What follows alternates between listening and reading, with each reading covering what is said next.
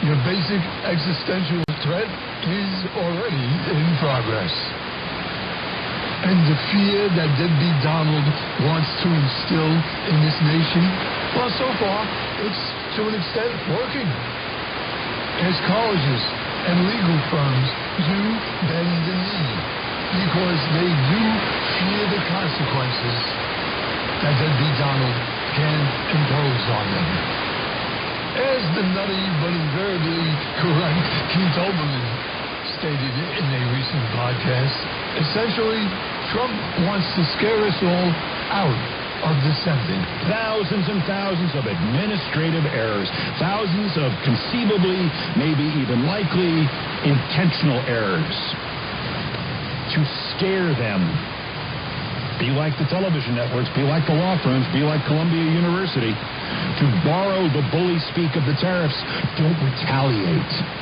We are moving into pre-crimes and future crimes and thought crimes. They are harbingers of a Trumpian rush to not only break all the laws and all the morality in this country, and not only to criminalize dissent, but to try to scare you out of even thinking about dissenting. It can't happen here.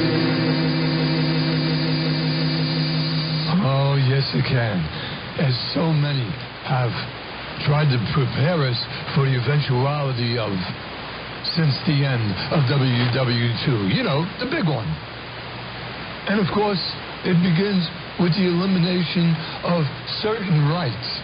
Certain rights that we think we have. Rights we think cannot just be revoked due to a leader's whim of the moment. Well, I fear we're going to find out otherwise. Indeed, we already are. And the ever-prescient George Carlin, well, he warned us a decade or more ago that rights aren't rights. In 1942, there were 110,000 Japanese American citizens and good standing, law-abiding people who were thrown into internment camps simply because their parents were born in the wrong country. That's all they did wrong. They had no right to a lawyer, no right to a fair trial, no right to a jury of their peers, no right to due process of any kind. The only right they had, right this way, into the internment camps. Just when these American citizens needed their rights the most, their government took them away. And rights aren't rights if someone can take them away. They're privileges. That's all we've ever had in this country is a bill of temporary privileges. And if you read the news even badly, you know that every year the list gets shorter and shorter and shorter. Radio, without a single fuck to give. Will we accept a list of rights that grows shorter and shorter? Because obviously if we do, we'll ultimately have few, if any, rights. And that statement is absolutely correct, sir. None of us can afford the luxury of just watching the demise of our democracy. And as I said in a posting earlier this week on the Book of Face, yeah, our system is not perfect, but our system is not irrevocably broken. The people running it are. And there's the problem, Ballard. The problem is leaders who fail at leading. The professional politicians, and in general, they're nothing more than professional politicians whose nest they will feather, and of course, they'll feather it at our expense.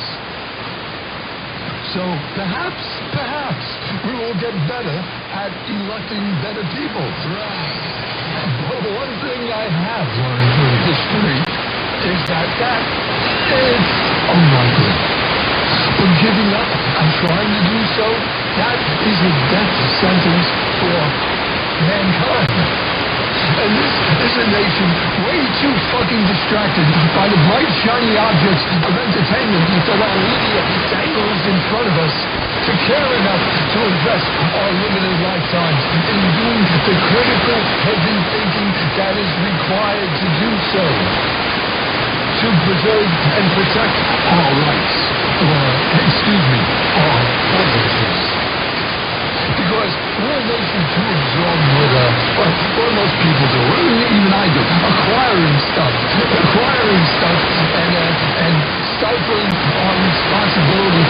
nation, because every citizen of this nation does have responsibility to preserve and protect those freedoms we have.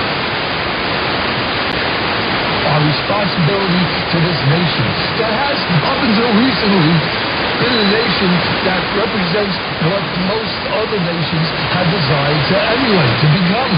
And it's because being an American cannot just be a spectator sport. And you do not have to do that much. I mean, I certainly don't. I always, for me, it always comes down to just be decent. Just be a good person. Just try and propagate good things, such as decency, honesty, kindness, loyalty, trust. Just by being kind and honest